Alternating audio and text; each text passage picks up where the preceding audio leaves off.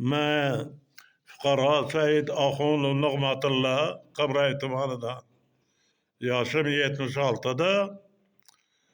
Prezidentimizning farmoni bilan bosh prokurorni o'rinbosari qilib tayinlangan Bahodir Normurodovga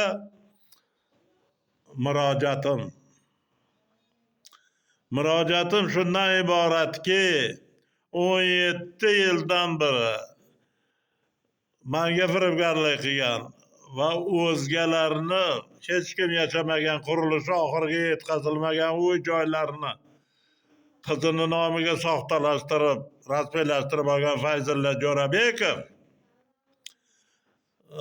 himoya qilishda Bosh prokuraturaning 16-boshqarmasi, 14-boshqarma, 12-boshqarmalari korrupsiya botqog'ida botayotganligini shuni keskin ma'lum qilamanki, chunki bundan oldin 2 marta chiqishim internetda mana Alisher Hasanovich qabul qilishlarini o'tinib so'rasamda chaqirmayaptilar. Chunki bilanlar 16-boshqarmani boshliqlari, 14-boshqarma boshliqlari, 12-boshqarma boshliqlari uyushgan jinoyatchilardan tashkil topib, o'ta og'ir firibgarlik jinoyatini sodir etib kelayotgan Fayzulla Jo'rabekov oilaviy firibgarlarning rahbari 2002-yil 18-fevralda O'zbekiston Belarus qo'shma korxonasiga soxta ta'sischi bo'lib, pochchasi, ya'ni Fayzulla Jo'rabekovni tug'ishgan opasi Inobatning eri sudya bo'la turib Nizom Shokirovich Rustamov umuman ikkinchi ish faoliyati bilan shug'ullanishi mumkin. G'araz maqsadida ulushsiz Jo'rabekov va pochchasi Nizom Rustamov qo'shma korxonaga soxta bo'lib kirib 2002-yil 18-fevralda shu kungacha o'rta hisobda $700,000 har biri o'margan. O'rta hisobda.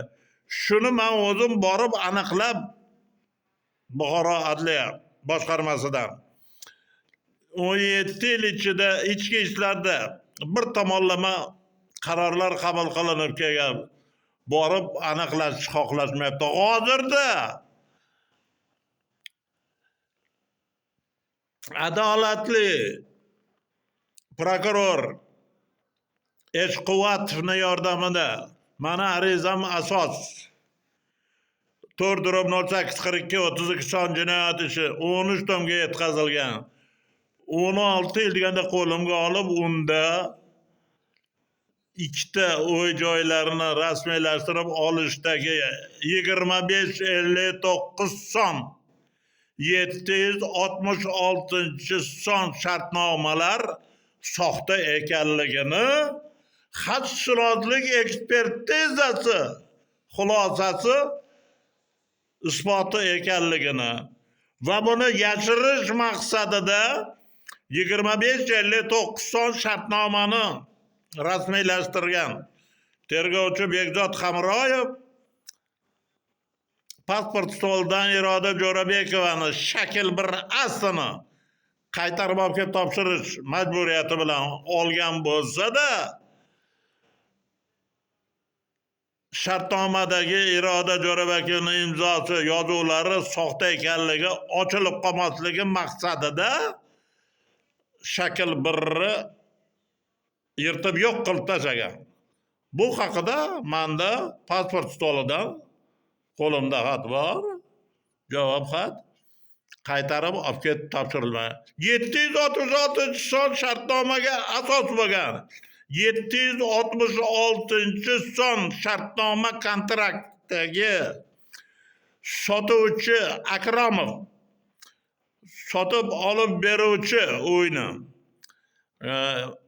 Abduhakimov tomonlaridan imzo bajarilmaganligi haqida Xadicha Sulaymonovadan xatshunoslik ekspertiza o'tkazilib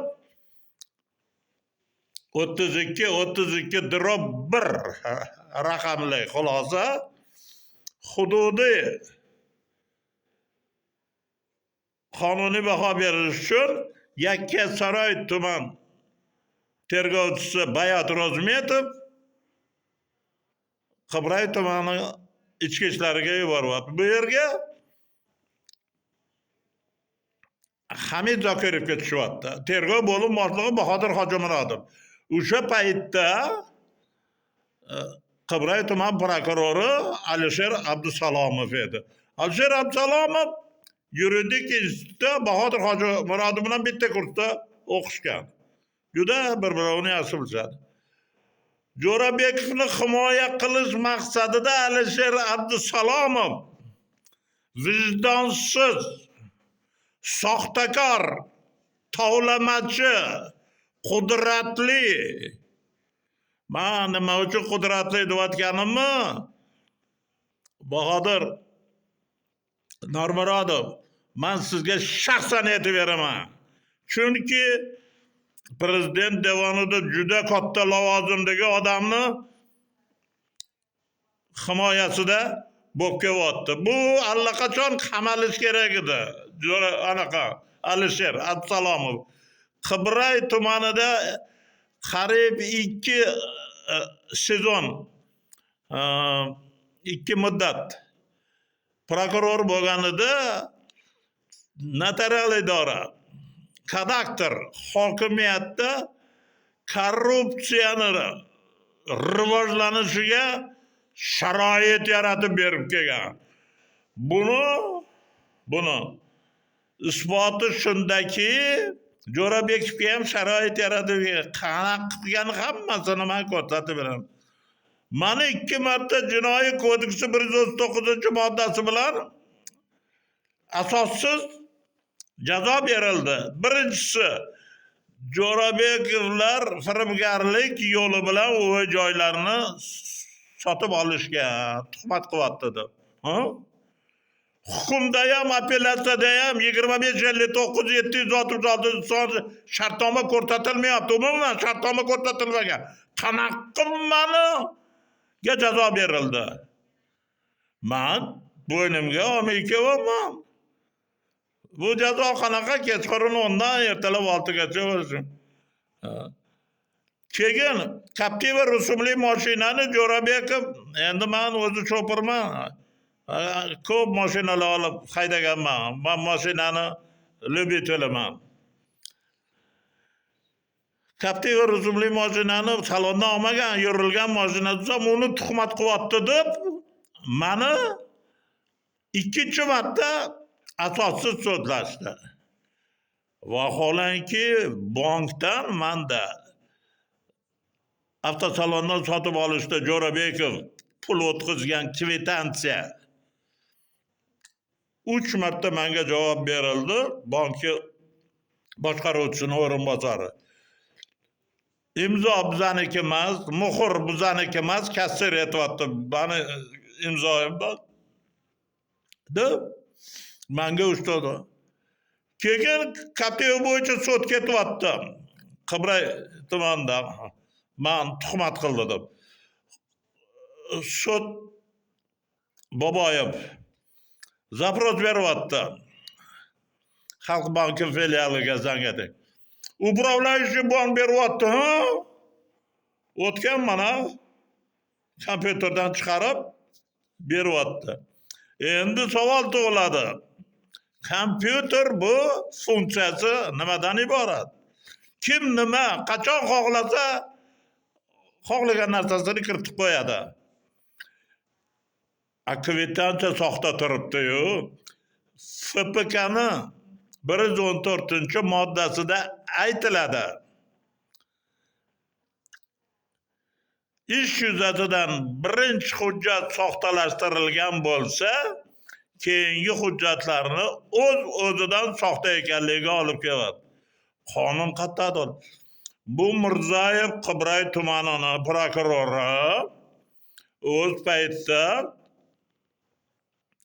Toshkent viloyati prokuraturasi katta tergovchisi bo'lib bunaqa qing'irishlarni uddasidan chiqadigan odam. Nima degan? Sotda zapravkaga beryapti, pul o'tgan. Qanada oladi? Kvitansiya soxta turibdi-de, kompyuterda pul deyapti. Keyin GAIda ro'yxatda o'tirganda ikkita data beryapti. 2 marta ro'yxat o'tdi. Qanaqa bu? Hamma soxtakorlik.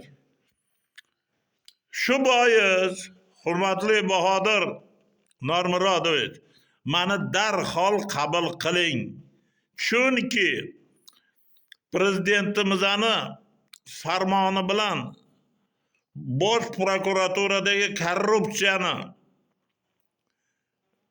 nazorat etish to'g'risida sizga ishonch bildirdilar. Shu ishonchni mani qo'limdagi dalillar bilan, protsessual hujjatlar bilan sobiq bosh prokurorlar Qodirov, Abdullayev, Murodovlarning qoldiqlari hali o'tirganligini, aynan bosh prokuraturaning 16-boshqarmasi, 14-boshqarmasi, 12-boshqarmasi korrupsiya botqog'ida yotganligini men protsessual hujjatlar bilan asoslantirib beraman. Shu bilan tamomlayman. Chaqirishingizni meni kutib qolaman, hurmatli Bahodir Normurodovich.